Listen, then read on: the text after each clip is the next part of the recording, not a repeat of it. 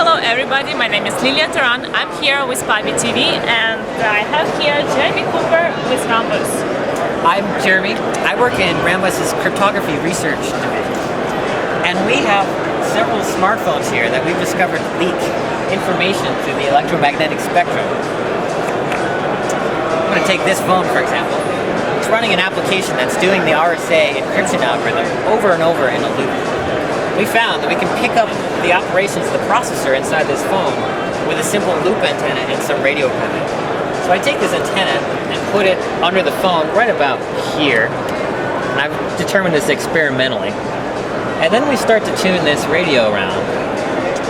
I'm going to move over to this screen over here where we're digitizing the radio screen. We have two things going on the display here. I'm just going to move that probe in. And I've already hit the target frequency. So there's a lot of things going on here very quickly, but I'm going to slow time down and stop this waveform.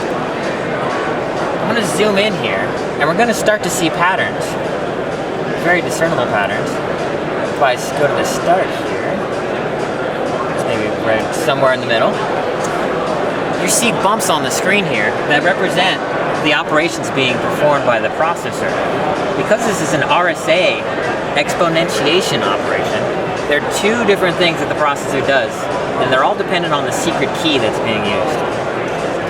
Whenever you see a single bump like this indicates that the processor has done a square operation. It's literally multiplied the accumulator by itself. Here we see two things next to each other. One is a square and one is a multiply. They're close together because they're inside of a tight loop. You can see again, square, square, square, multiply. You can almost do it by just looking at the gaps here. Well, each time you do a square, you're in fact doing that because the key is a 0 bit. When it's wider, you're doing a square multiply, the multiply being the optional part, because the key bit is a 1. So as we go from left to right here, we can actually read off the secret key inside of the processor. That's a 1, that's a 0, a 0, a 1, 1, 1, 0, 1, 0, 1, 0, 0, 0, 0. There's 1,024 of them being used in this operation. I just simply have to scroll the screen and record them all. Once I've done that though, I have the entire secret key that was inside this phone for this operation. Now, the secret key could be used to decrypt the communications the phone had been sending, or maybe authenticate the phone. Maybe you're running a banking application here and you're authorizing a deposit.